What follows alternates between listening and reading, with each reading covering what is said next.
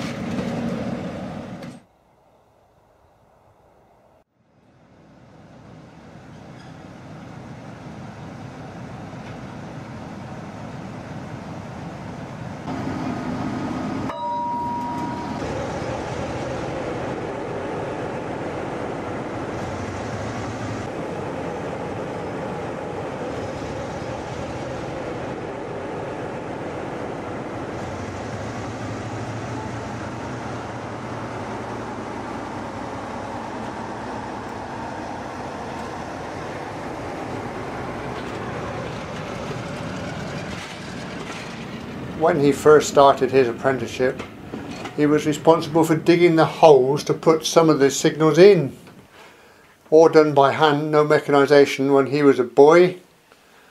And so he would be there for days digging a dirty great big hole to put a signal in.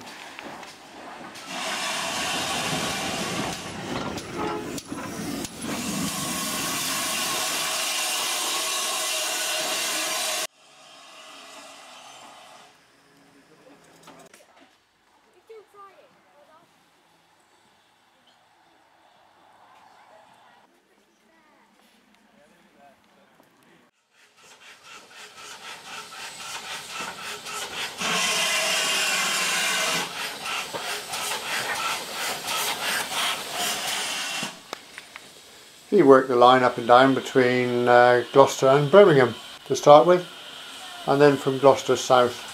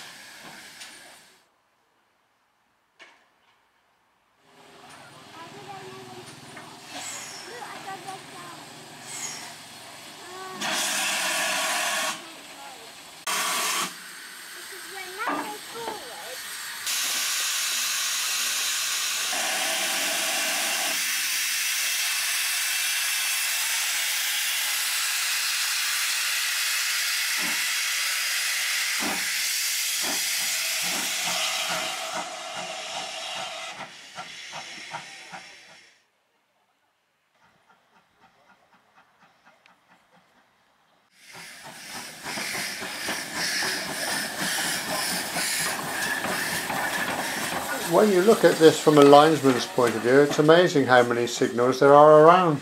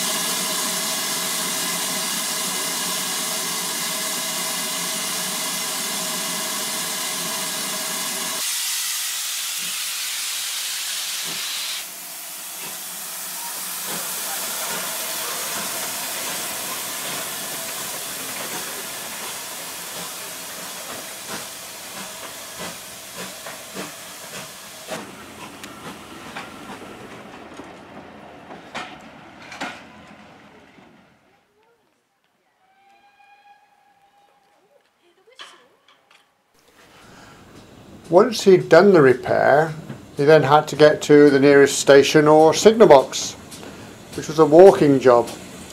You weren't meant to walk on the track in the 4 foot or the 6 foot between the tracks. You were meant to walk on the outside. But generally, you'll know if you've ever tried it, that's where it's most difficult to walk, really. So obviously, they would walk on the 4 foot. It's just fine if it was two-way track.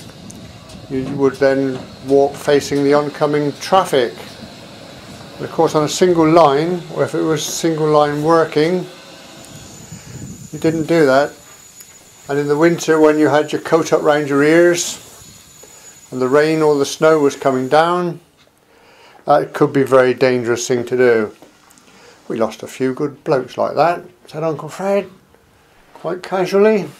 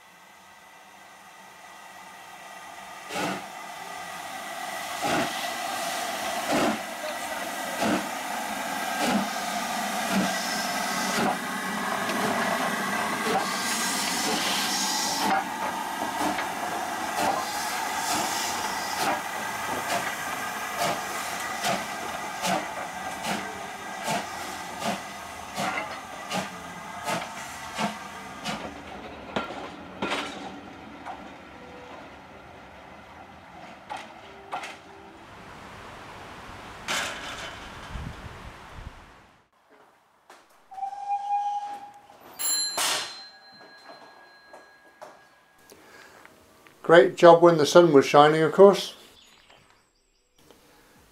He would tell stories of having to chip the ice off the rungs as you climb the ladder in order to get up there and service some component, some failed part.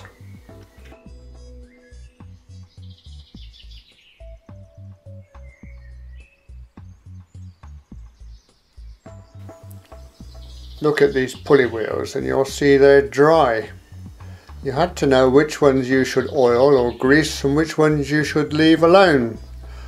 Oil the wrong ones and they would attract pollen, dust, dirt and just seize up solid.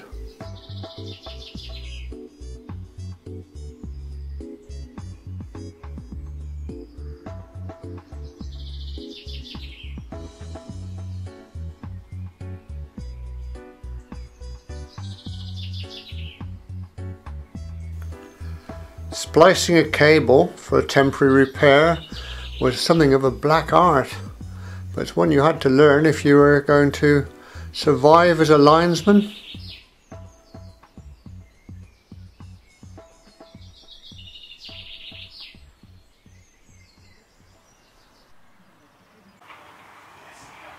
I have a 99-year-old uncle who used to be a linesman on the Midland Railway. Scab. He's a great Western man through and through. All that is greased, Yeah. but your point rollers and your actual rollers for the cable, the pulleys, they don't get lubricated.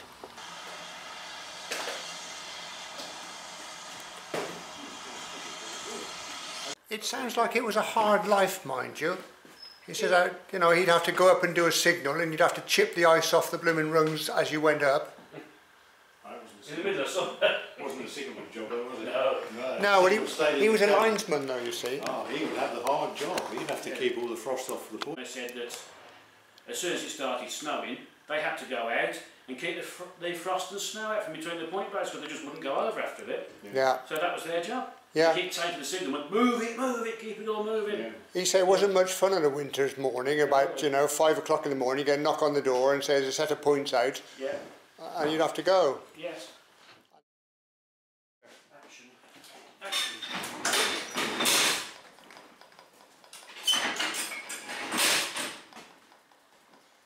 Right. That's ready for him to come in. Got that picture. Yeah, Midland are very strange because their frames are up here. That he must have decided which one's going to be platform 1 and which one's platform 2. Because that would be the highest one on platform 1, wouldn't it? Yeah. What? Tonight.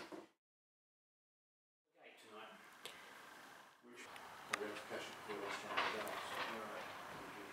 But because we couldn't get down here today, it doesn't look as if maybe I was setting. Oh, right, so points first. Ah, that's probably what I wasn't watching then. So here, for example, you could put the signal back. That signal there, for example, so the platform starter, I would only put that back once it had passed those points. Because obviously you can't change those points if that signal's off.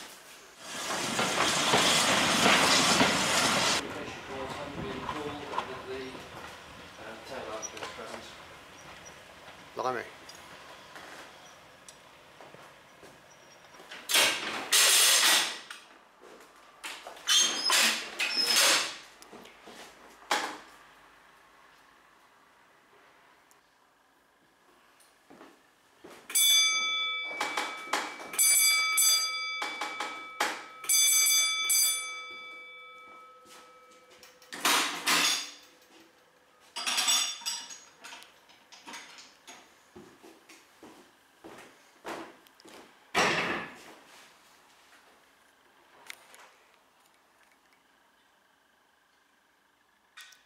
In fact, Midland put white collars on. Yeah. And Yeah, I tried those in between Cheltenham and Golrington, but today the section is between. Right.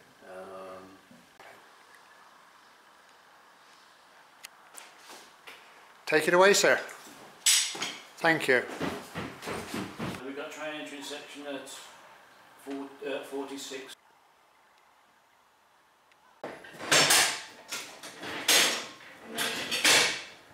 Oh, lovely.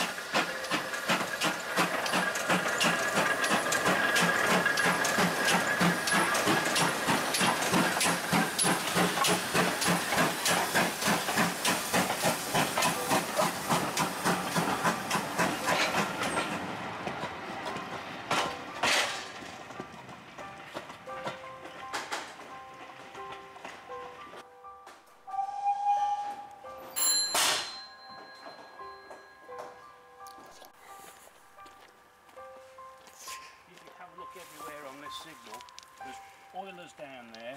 There's oilers here. All this little lot's oiled up.